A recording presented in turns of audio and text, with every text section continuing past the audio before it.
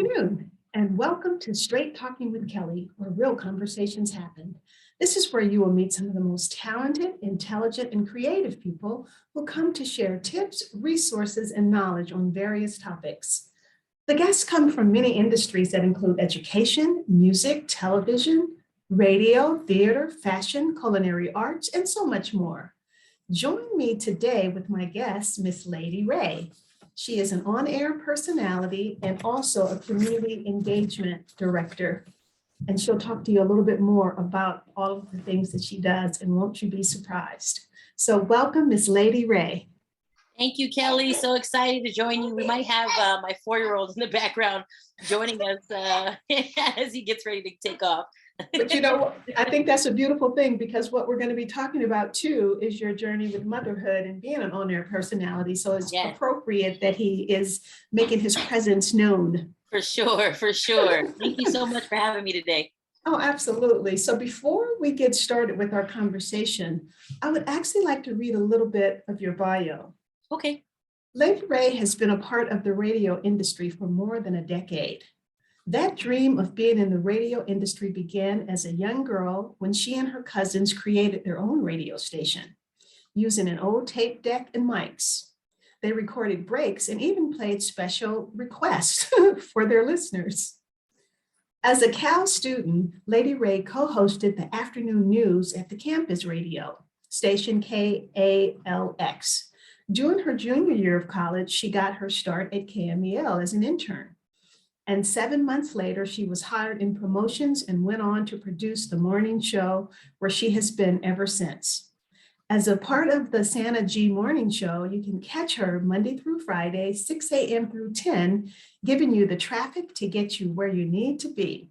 Wake up with Lady Ray Saturdays at 8 a.m. to 11 to get what's new on KMEL and in the streets. And then we haven't even talked about the community engagement part. So we'll get to that a little bit later. So again, welcome. So Lady Ray, tell me a little bit about your background, like where you were born and raised and the schools you attended. Yeah, so I was actually born in the peninsula, right in San Mateo, raised between, Pacifica and San Francisco. Spent a lot of time in Glen Park because I went to elementary and middle school in Glen Park over at St. John's there. Shout out to the Eagles. Okay. And then, from there, I transitioned over to the East Bay, moving to Concord, which was actually a pretty huge culture shock for me because I grew up in the city. And I had friends of all different cultures. Everybody, shared their cultures, and it was culture shock in the opposite, right? Because when I got to Concord, and this is in the late 90s, kids are still segregated. Like my Black friends would sit here, my Filipino friends would sit here, my Latino friends were here. And then I even noticed, that the white kids on campus still wore Confederate flags, and they were, just really, for lack of a better word, ignorant, right? Okay. And like I said, we're talking late 90s, and I was completely taken aback by this. And so my cousin and I started a Black student union because there wasn't one on campus. And then we used that opportunity to work with the other cultural groups to create a multicultural day. We brought a winter dance to the campus, and all of that. The goal was to have these conversations and to really, bridge that gap between these communities and create some common space. And so, that was very, exciting to be a part of. And then from there, I went straight to Cal, moved in on campus. You were going to say something? Sorry. Well, you know what? The funny thing, just listening to you, I'm like, okay, so I'm not surprised about your community engagement now, because you were a little activist back then. Yeah. So I just had to say that. So yeah. I mean, it's pretty much in my blood. I mean, I've got family that is, really vocal. And, I come from actually a family of musicians. And so I've been around the music industry my whole life. And so this kind of idea of expression and, just being who you are and being happy to be who you are is something that's been ingrained in me. And really this social justice piece is also something that's been ingrained in me. And I from all the strong women in my family, both on my mom's side and my dad's side, it was always this feeling of like, making sure your presence is known in the best way possible. And so, Yeah. I am grateful to have the opportunity to use my voice because, as we both know, we've got elders whose voices didn't get heard a lot of the time. And so it's our job to make them proud now that we're able to have a voice and use it. Oh, girl, I cannot wait to get into this. You are awesome. This is so beautiful. I Thank you. love seeing young people come up and, you know, taking the torch and just keeping it moving because it's Yes. so important to do that. And we'll talk about that a little bit later because we had that conversation a little bit earlier on. So now talk to me, how did you get started in radio? I know you actually said a little bit about that, but give me the real skinny. Yeah, I mean, it was interesting because when I came in as a freshman at Cal, I was that kid that was like, I want to see every club. I want to find out what is going to mesh well with me and my schedule and my interests. And so they had an info night for the radio station. And I had never, really thought about it outside of the fact that me and my cousins would play around with a tape deck when we were younger. I didn't think of it as like a career. And so I went to this info night and really I was just going to meet people and find out about the different activities on campus. And one of the students got up and talked about his experience. And he was like, yeah, I've been covering the sports events. And he's like, I travel with the teams. I get to go to wherever they play. We do different events outside of the main thing that he said was, I traveled with them to Hawaii and got to cover the games. And I was like, hold up, sign me up. I want to travel. I want to, report for this radio station. And so I went and they said, come down, you can get started with us. And so once I got started, they were like, wait a minute, you don't just get put on the travel team. Like you got to work your way up. And so I started with news and it was really exciting because it was an actual like college radio newsroom where like we would come in, pitch our stories. I mean, within the hour we're on air delivering those stories. And, it really was an exciting way to dive in. And so I decided my junior year, I was like, I'm ready to see where else this can go. And so I got an internship with iHeartRadio. And that internship started off in the mornings and it was 6 a.m. in the morning. And a lot of people don't really want to get up, at that hour. And I was like, sign me up because I'm a morning person. I can do the morning show, get done, get back to Cal and do my classes. And so it totally fit my schedule. That's And beautiful. it actually helped me, further myself quicker because I was doing morning drive already. And that's like the prime time. And so I got to learn from some of the best that have been doing it for decades. I got to meet a lot of people, and not only from my radio station, but, iHeart actually owns 7 radio stations in San Francisco. So I was, working with folks like Renell, who has been a radio legend for so long. Absolutely. Yeah. And folks like, Chuy Gomez, I was his producer for many years, his co-host for many years. And it was just these opportunities and these chances to really be a sponge and like learn from these folks, and not only like learn from them in like an indirect way, to learn from them directly, like be right there, their right hand through a lot of things was probably the most valuable thing that I could have asked for. And, producing the morning show meant that I would get up at like 3-4 in the morning. And sometimes because, we are a more youth oriented station, we would have events that went until 1-2 in the morning. And so I'd be at like a movie premiere or like, a concert, and then have to turn around and get right back up again as though I got 8 hours of sleep and, carry on a full show. So it was exciting. And it's something, made for someone in their 20s that could like bounce back. You know what? I was actually getting ready to say that, when you're young and full of excitement, right. You can do all of that. You can party and then get up and do it. And then too, plus you were loving what you do. Exactly. And it never felt like work, right? Like it was always, and that's the one thing that I always tell young folks that are kind of searching for that job or searching for that career, find something that you love doing, because then it's not going to feel like work ever. And, like I said, I was in my 20s. And so I was not tied down. I didn't have responsibilities outside of, housing and feeding myself, right? Right. So it was really cool because, I would get to cover movie premieres and TV show premieres, and they would fly me out to like LA and New York. And I remember, getting an email saying, "Hey, can you fly out to New York tomorrow and cover the biopic for Notorious B.I.G.?" And I was like, yes, put me on a plane. So they flew me out. I got to interview, the full cast, including, the gentleman that played Notorious B.I.G. Angela Bassett was one of our interviews. That was a powerful moment. And then the cool thing about that whole experience was that Notorious B.I.G.'s mom took all of us radio DJs on this big double-decker bus and basically took us on a tour of like where he grew up and where he went to Oh, school, and showed us, beautiful.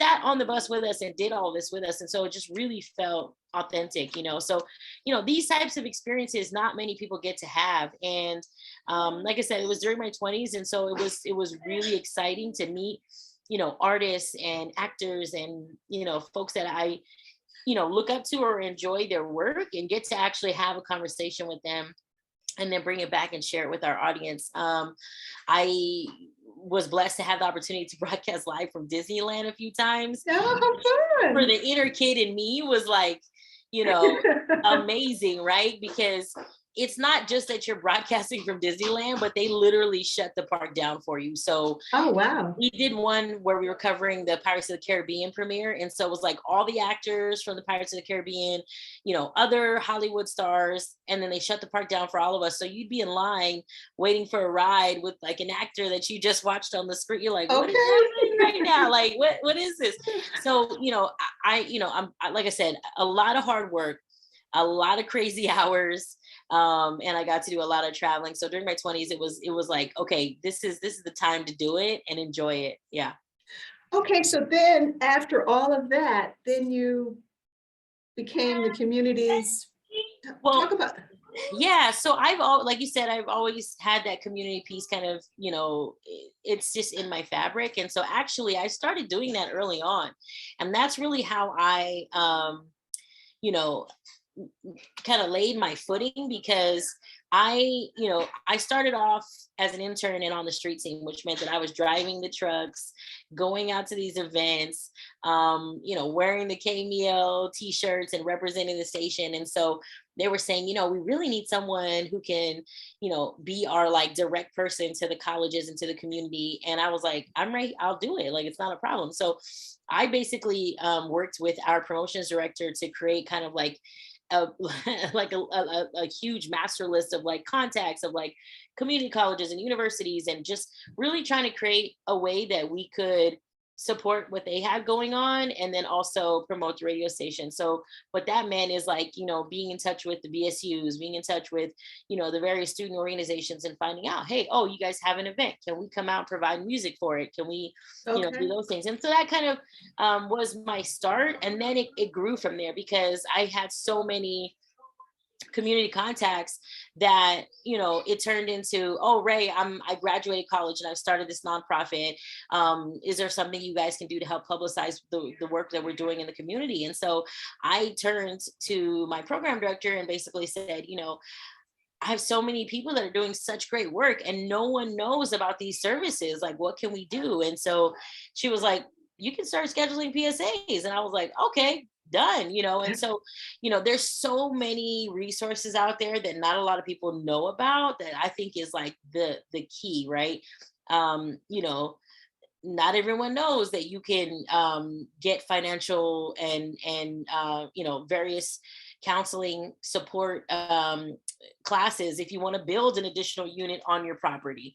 A lot of people don't know that there is free food that you can pick up. Maybe your check is a little short this month and you're trying to make sure that your kids can eat. They don't know that there are these places that you can go and not feel like you're so like in this like negative space, right? Like, these places are really just trying to help out. And Okay. Mm-hmm. Places that have created community libraries or are looking for people to come and read to the youth and help you on your career building skills. Like, there's so many cool organizations we even had our, one of the first, actually, he is the first Black valedictorian at Oakland Tech High School. He started a science kit organization where they literally just put together these science kits and they get them out to youth so that they have activities to do, after school and during summer, That's So anyhow,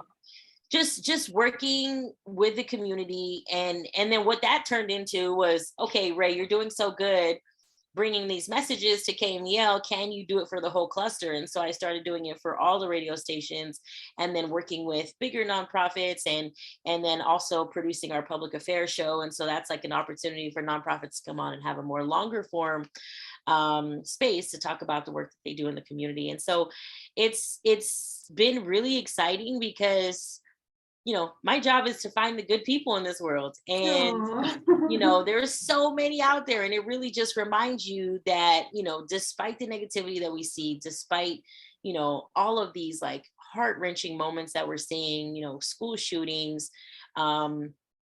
just the stuff we see on the daily, it is so great to see folks doing great work and still doing it day in and day out, whether they get the highlight or the shine or not. Yeah, And absolutely. yeah. Absolutely. When you talked about the public affairs, I know a lot of radio stations has stopped doing public affairs. So they're getting back into it, or is it just your station that's doing it? I can't speak for other companies, but our company has never stopped. Oh, that's beautiful. Yeah. And so each of our stations has a show that's built into our programming, whether it be 30 minutes, an hour. We also have Street Soldiers, which is a 2-hour program on KMEL. I mean, Oh, Street Soldiers, that's Joe Marshall. Lord knows. yeah, My Dr. daughter was Marshall. one of his little street soldiers. He's been Nice. around. He's wonderful. Absolutely. Yeah, Dr. Marshall is a great, great guy and such a Yeah. pillar in the community. And they just did a Father's Day show that just, yeah, he's amazing. And the work he does with the youth is out of this world. So Yeah. Yeah.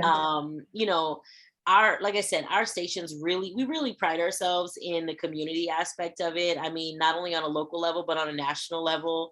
The company itself has over 800 radio stations, and each of them has, a public affairs piece built into their broadcast. And so it's really important for us, not only for the local connection, but really just to have that space to highlight, the good work that people are doing. I mean, like I said, these folks, like, they go out and they collect donations, and they go out and they disperse them, and they go out and they provide, Yeah.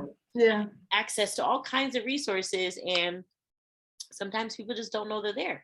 Yeah. Or on the flip side, there's people that are listening that are like, I want to support something. I don't know where to put my dollars. Yes. And it's like, here you go. So Yeah. excuse me. It's just a beautiful opportunity. So now we had a conversation about community service, remember? And as it pertains to youth. And you kind of touched on some of it through this conversation. What do you think is the most important reason for giving back and sharing what you learned with the youth? I think the first thing is that in order for you to grow, you have to raise a successor. So you can't move up until someone can take your position. So Girl, say it again. Hello. yeah, unless you're pulling somebody up with you, it's the only way. And so, another thing that someone told me before is, the only way to really show that you've mastered something is to be able to teach it to someone. And so all of that coupled together, including the fact that, we're not going to be here forever. So we've got to raise capable people. And so Yeah. that's the way. That's the only way, is to pay it forward and to really uplift our youth. And honestly, our youth are so, I mean, they're just amazing. Like, they're so their intelligence is tapped into at such a young age nowadays, that they're the Yes. ones who are coming up with all these innovative ideas. They're the ones that are coming up with groundbreaking things that we could have never thought of. And it's really because they still have the ability to tap into their imagination, and they're Yes. still living in that space of like limitless thinking. And so Yeah. that, I believe, is really the importance, is to give them a space to actually flourish. Yeah, that's beautiful. Now let's talk about motherhood. and how vital it is. So talk to me about what it's like being a mom of a rambunctious 4-year-old. Yeah. Yeah, I mean, it's pretty amazing, and I'm so grateful to be a mom. And honestly, I feel like I had twins without having twins because my kids are so close in age and they look just alike. And I'm so Okay. grateful to have a boy and a girl. My son is 4, my daughter's 2. She'll tell you she's 17 though. I didn't even know she could count that high. Okay. But she told me I'm 17 and I have a license, so I drive. And so Oh my times refuses goodness. to get into her car seat. So that's our current battle right now is get in the car seat. And it's really such a mirror check having children because they do things and say things and make faces that you're like, oh my God, that's what my face looks like. Like I really got to check my attitude because that sassiness, I did not realize my level of sass was on that level. So it's really a mirror check and it really requires you to tap into the best part of you and give that to the world.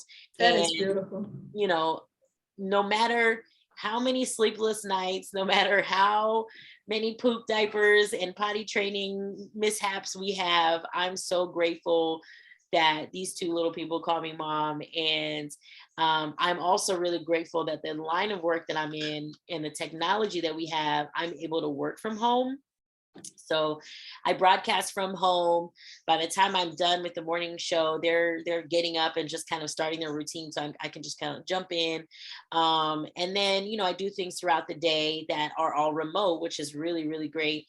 And it's such it's just so rewarding, like I said, we have our days where I'm like pulling my hair, I'm juggling 10 things, and without the village that supports me, I wouldn't be able to survive. And so my mom, my brother, my family, it's all around me. The support system is just really vital. And to any moms who are tuned in that are chasing your career goals, thinking about starting that business, thinking about going after that promotion, you can do it. You can do it Yeah. all. And Yeah. a lot of it has to do with the support that you have around you and just making sure that your support system is really, really strong, because it will help you in the most hectic times in your life. So Yeah, and you're right. It does take a village. Now, you just said something. You mentioned your mom. So that was my next question to you.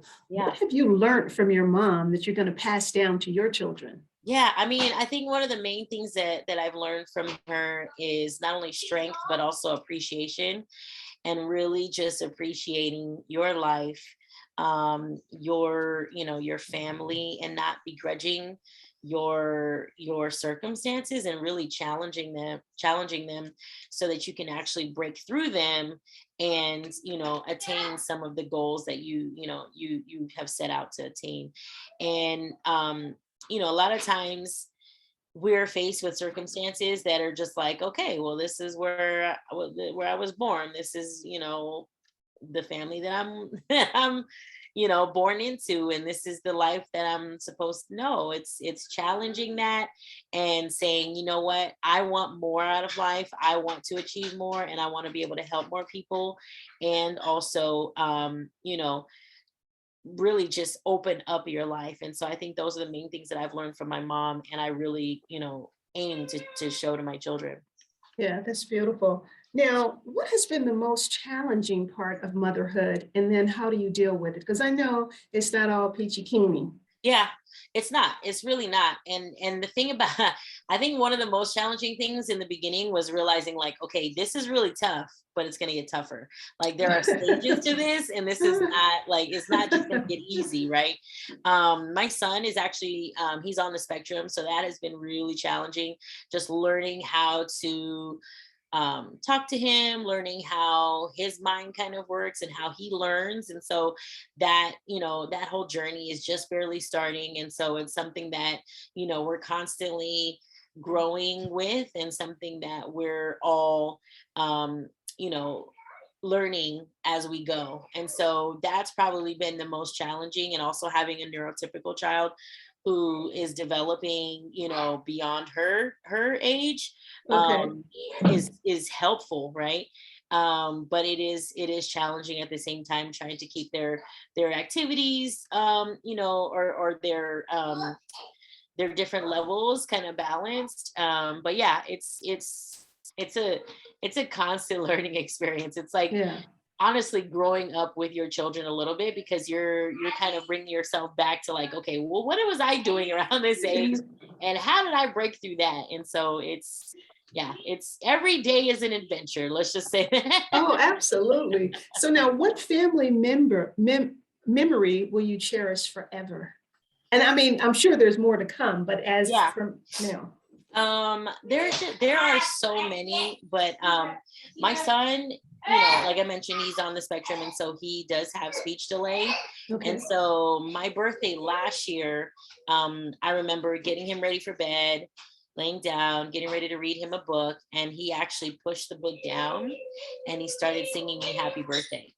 And Oh, I mean, obviously we had been talking about, oh, my birthday's coming, it's this weekend, da, da, da. And I was like, oh my gosh, he knows. oh, isn't that You know? sweet? And so I'm like trying to hurry up and get my phone so I can record him. And I'm like, and I record him and I got a piece of it, but it's like, you know, tears are just gushing down my face. I'm crying like a little baby. And, you know, just moments like those, it's just like unforgettable. You know? Oh, and he must have lit up when he saw you being so happy and Oh yeah, surprised. Yeah, for yeah. sure. For sure. Oh, that's beautiful. Yeah. Yeah. Okay, so we're going to switch gears a little Yeah. bit. And I'd like to ask you to name 3 people that have inspired you. 3 people that have inspired me, obviously, my mom is one of them. Also on the list, and might sound funny, but Oprah definitely inspired Girl, me. no, because that's my girl. They don't sound Yes, funny to me. yes. And you know, she just really made us women so empowered Yes. and so, you know, inspired to do something outside of the box, that yeah, she definitely is on the list. And third, for inspiration, this is tough. Like it's kind of like ever changing. But I definitely would probably want to have, yeah, it's pretty tough, but you're gonna think this is funny, but I would put Missy Elliott on my list. Girl, no, you know what? See, it's not funny. Missy Elliott is the bomb. That child got talent. She is talented. She is legendary. She is unique. Yes. And she, you know, early on decided that she wasn't going to be anything that anyone told her to be, and really just found her own voice. And she's still doing stuff in 2022 that blows my mind. And it's just so empowering to have these women, and not just women, but women of color, really just be their own person in their own space and create their own space, really. And so that has been really inspirational to me. Now, can I ask you, why did you think that would sound, you know, and you were hesitant to say it? What was that all about?